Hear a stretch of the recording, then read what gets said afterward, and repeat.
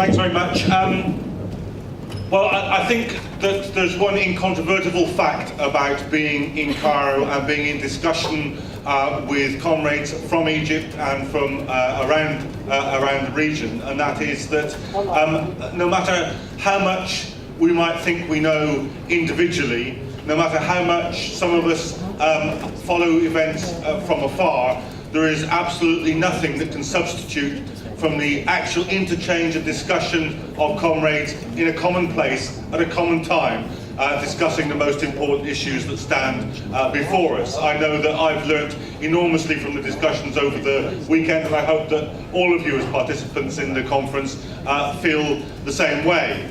There's no shadow of doubt in my mind that there should be a forum where the most decisive events in our history for a generation have utterly shaken the existing structure of the world, that people can come together to discuss what solidarity is necessary, what is the way forward, and how to stop our opponents, be they the domestic state machines or the international imperialist structure of the world, intervening to try and stop the forward movement of those revolutions. If this meeting hadn't have been called today, it would have had to have been called tomorrow or next week or next month.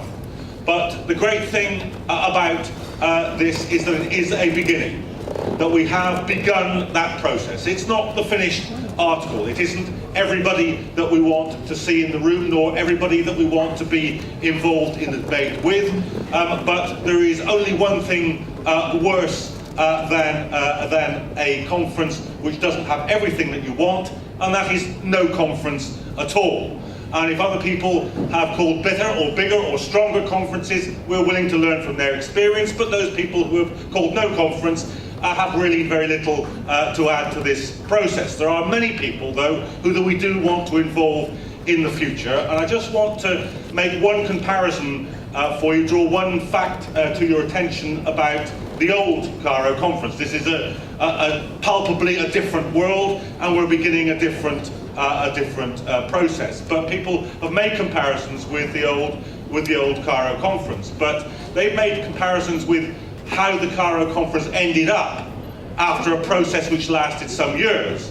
They aren't referring to the first Cairo conference, because I remember that very, very well. And it wasn't a stronger body than this body, as a matter of fact. It was actually brought together as an accident of two conferences. It was brought together as an accident because the comrades in Egypt were actually holding a left conference. The Revolutionary Socialists were holding a left conference, and they invited me to come and speak at it, and they asked me to approach the Labour MP George Galloway to see if he would speak at it as well, which I did.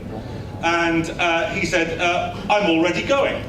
And I thought that was odd, because I thought I was the first one that knew about it. And it took us 2 weeks to realise that he'd been invited to one conference in Cairo on the same day, at the same time as the conference that I was going to, and we encouraged the organisers of the conferences to put them together. And I'll be honest with you now, because I can be, they were a very odd combination of conferences. There was one group that was from the revolutionary left, and there was another group of people who were actually liberal opponents of the regime, and by the way, there was zero participation from any Muslim organisation whatsoever in that conference. And the conference itself nevertheless decided to push the process forward. And as the process pushed forward, some very interesting things began to happen. First of all, more people began to turn up. And as more people turned up, some of the original people that were involved in the conference left it.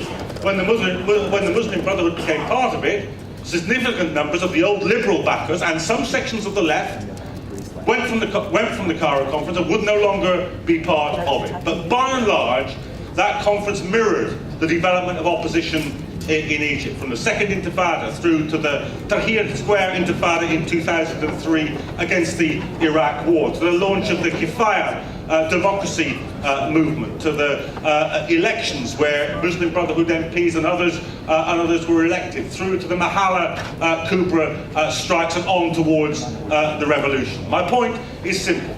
The old Cairo conference was a process which started from weaker beginnings, more disputatious beginnings, then this conference begins. So my view is this: we have had an important beginning of a process where we must reach out so that future events draw in more people, have more supporters, have more organisations, where other people become involved in the dialogue. And that won't be easy, and it won't be without argument. But the overriding necessity of it is absolutely clear. You cannot have the largest, the most profound series of revolutionary experiences in our lifetime threatened by imperialist intervention, which raises the question of a whole new future for Palestine, and not say that the international left and the international anti-capitalist movement and the international anti-imperialist movement should respond to that, should attempt to establish a forum for greater work, greater participation, and to make our side stronger, enabling us to defend the revolutions, to extend the revolutions, and to defeat the imperialist plans to disrupt them. Thank you very much.